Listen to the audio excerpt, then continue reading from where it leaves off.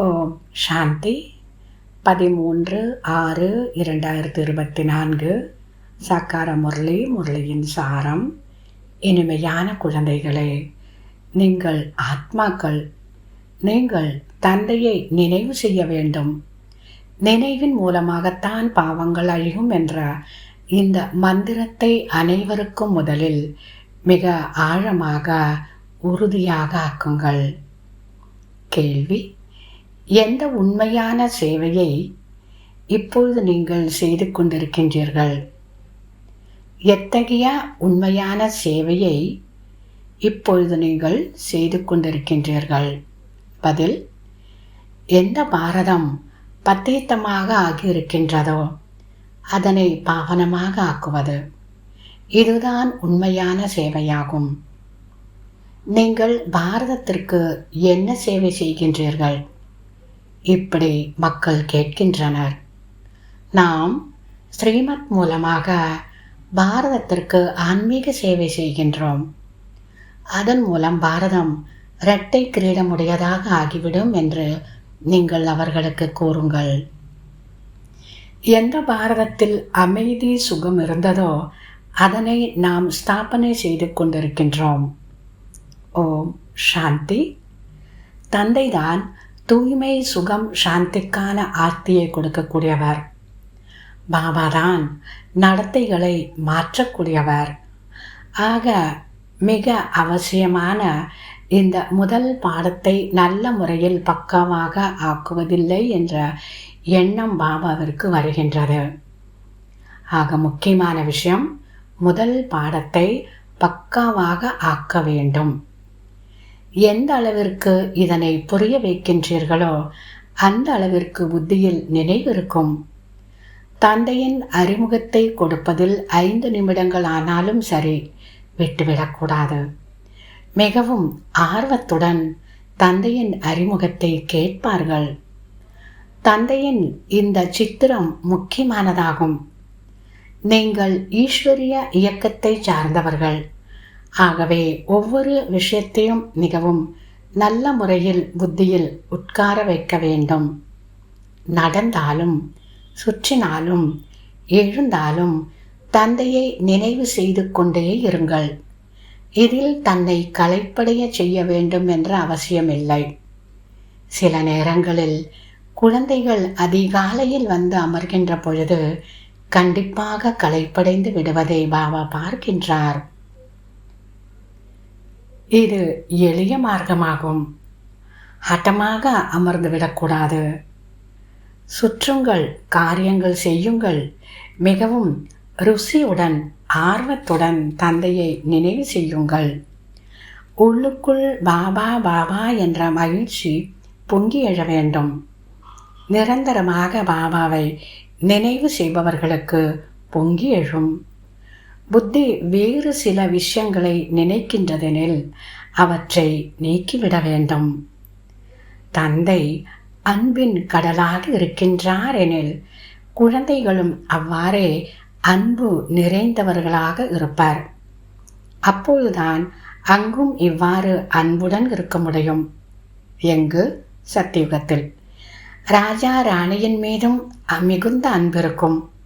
குழந்தைகளின் மீதும் அதிக அன்பிருக்கும். அன்பும் எல்லையற்றதாக இருக்கும். இங்கு அன்பின் பெயரே கிடையாது. சண்டைதான் இருக்கின்றது. அங்கு இந்த காம விகாரத்திற்கான இம்சையும் இருக்காது. அதனால்தான் பாரதத்தின் மகிமை அளவற்றதாக பாடப்பட்டிருக்கின்றது. பாரதத்தை போன்ற பவித்திரமான தேசம் வேறு எதுவும் கிடையாது. இது அனைத்தையும் விட மிகப்பெரிய தீர்த்த ஸ்தலமாகும். பாபா இங்கு, அதாவது இந்த பாரத தேசத்திற்கு வந்து அனைவருக்கும் சேவை செய்கின்றார். அனைவருக்கும் கற்பிக்கின்றார். குழந்தைகளே, படிப்பு மிக முக்கியமானதாகும். முதலில் அல்லாவை பற்றி புரிந்து கொண்டால் பிறகு கேள்விகளை யாரும் கேட்க மாட்டார்கள். அல்லாஹ் இறைவன் தந்தையினுடைய அறிமுகத்தை முதலில் கொடுக்க வேண்டும். அல்லாவை புரிய வைக்காமல் மற்ற சித்திரங்களை புரிய வைத்தால் புத்தியை கெடுத்து விடுவார்கள். ஆகவே முதல் விஷயம் அல்லாதான். நாம் ஸ்ரீமத்படி நடக்கின்றோம், அல்லாவை புரிந்து கொண்டோம். பிறகு மற்ற சித்திரங்களை ஏன் பார்க்க வேண்டும் என்று நினைக்கக்கூடியவர்களும் வெளிப்படுவார்கள். நாம் அல்லாவை புரிந்து கொண்டதன் மூலம் அனைத்தையும் புரிந்து கொண்டோம். தானம் கிடைத்தது, சென்று விட்டனர். ஞான தானம் பிச்சை கிடைத்தது, சென்று விட்டனர். நீங்கள் முதல் தரமான தானம் செய்கின்றீர்கள். பாபாவின் அறிமுகத்தை கொடுப்பதன் மூலம் தந்தையை எந்த அளவிற்கு நினைவு செய்கின்றீர்களோ அந்த அளவிற்கு தமோ பிரதானத்திலிருந்து சத்தோ பிரதானமாக ஆவீர்கள். நல்லது. தாரணைக்கான முக்கிய சாரம். முதலாவது, அத்தீந்திரிய சுகத்தை அனுபவம் செய்வதற்காக உள்ளுக்குள் பாபா பாபா என்று பொங்கி வர வேண்டும். வருத்தி கொள்ளுதல் கிடையாது, ஹட்டமாக கிடையாது. உள்ளுக்குள் அன்பு இருக்க வேண்டும். பாபா பாபா என்று பொங்கி வர வேண்டும். மிகவும் ருசியுடன் ஆர்வத்துடன் நடந்தாலும் சுற்றினாலும் பாபாவை நினைவு செய்ய வேண்டும். புத்தியை நாலாபுறங்களில் இருந்தும் நீக்கி ஒருவரிடத்தில் செலுத்த வேண்டும். இரண்டாவது, பாபா அன்பின் கடலாக இருப்பது போன்று பாப் சமான் அன்பு கடலாக ஆக வேண்டும். அனைவருக்கும் உபகாரம் செய்ய வேண்டும்.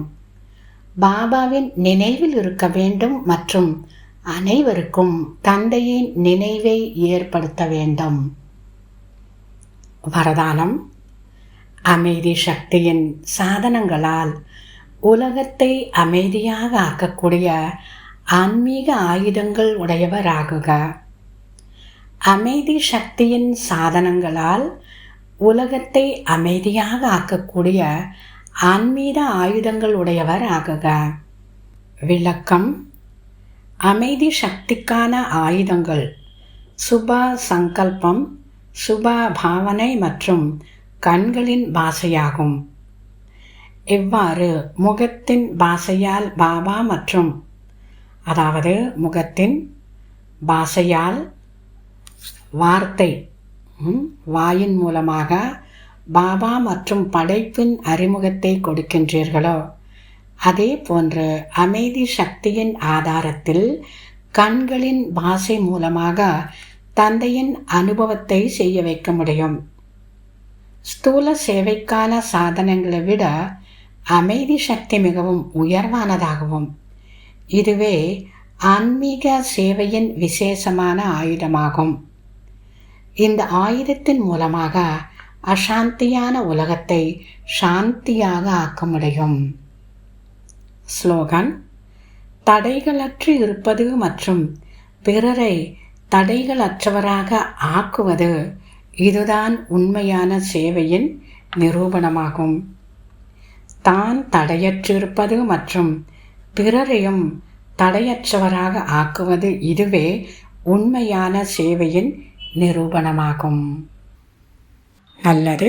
இனிமையிலும் இனிமையான 5000 வருடங்களாக காணாமற் போய் மீண்டும் கண்டெடுக்கப்பட்ட செல்ல குழந்தைகளுக்கு தாய் தந்தை பாப் தாதாவின் அன்பு நினைவுகள் மற்றும் காலை வணக்கம். ஆன்மீக குழந்தைகளுக்கு ஆன்மீக தந்தையின் நமஸ்காரம். ஆன்மீக தந்தைக்கு ஆன்மீக குழந்தைகளின் நமஸ்காரம். ஓம் சாந்தி.